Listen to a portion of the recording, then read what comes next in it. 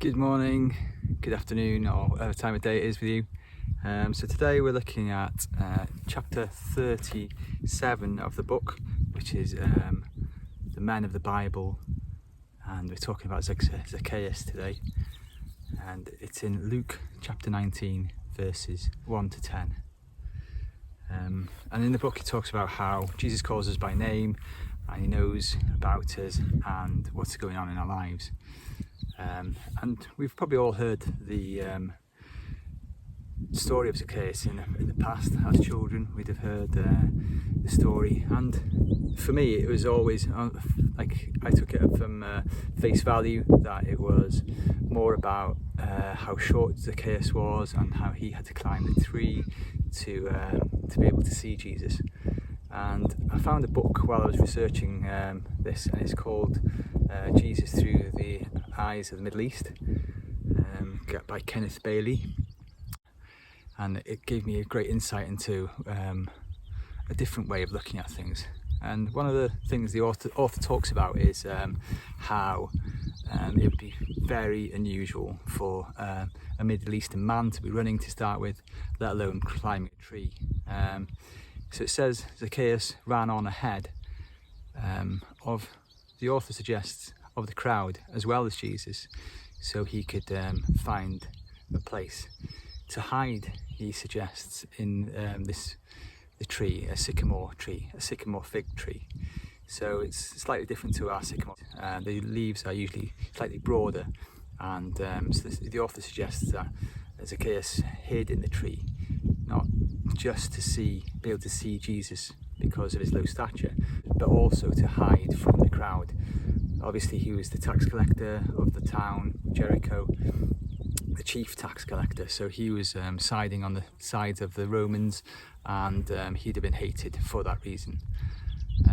So the story tells us that Jesus was passing through the town of Jericho and hadn't intended to stay there, which probably disappointed the crowd quite a lot, because he was a man of great authority, that they would want him to come to the town, and they probably assigned someone to give him that hospitality, and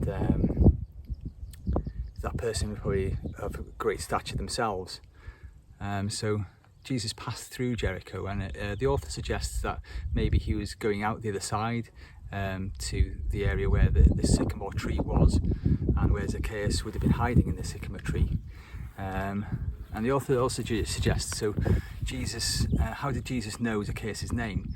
Well, maybe it's likely that Zacchaeus thought that the crowd would have gone, and he'd have been able to hide from Jesus and the crowd in the tree, just to see Jesus passing by.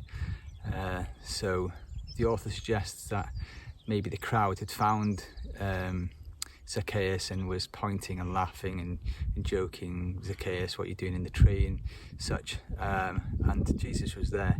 Now this is the part of the story that really changed my perspective on the things. So the author suggests that Jesus then chooses Zacchaeus.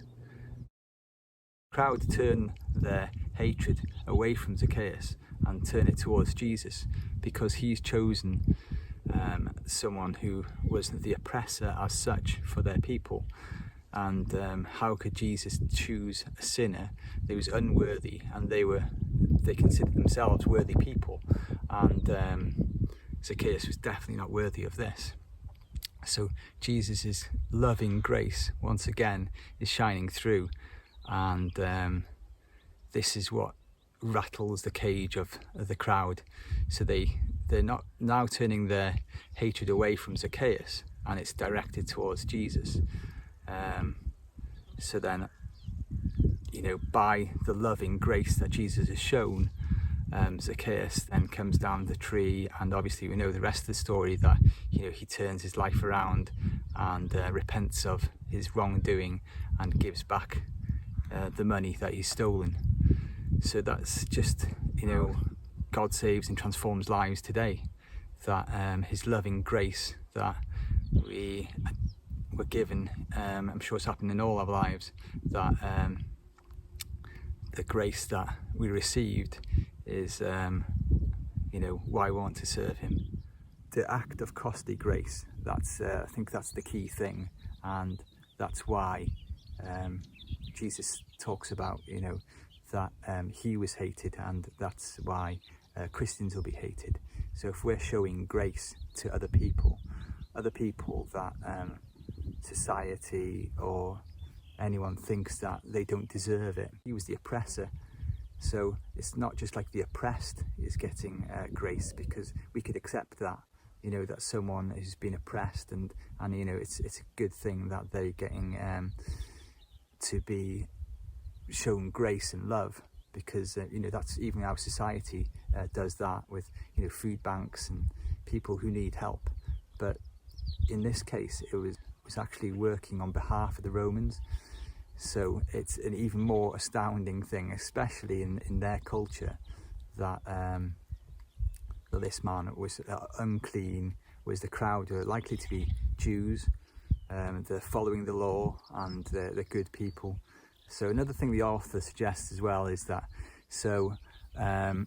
would the crowd have accepted it more if Jesus would have said, on these conditions, if I come to your house for a meal tonight, I expect to come back, that you have changed your life and now you're following the law and doing good. Jesus didn't ask or expect any of that. He just showed love and grace. His heart has changed, like our hearts were changed by the grace of God. And then that he does those things almost by default, because Christ loved us, or him, first. So yeah, those are the key things that I took from today's readings. And maybe a question I got asked myself. I'm on a run today, and what I was thinking was, who or what are we hiding from in the tree, trying to avoid? Who are we trying to avoid or hide in the tree? Are we hiding from society, what they might think of us being Christians, or are we hiding from God or Jesus? That we don't want to take the step of faith. We don't know what that will look like in our life. What is he going to expect of us? So who are you, or who am I hiding from in the fig tree, the sycamore fig tree today? Have a good day, everyone. Bye.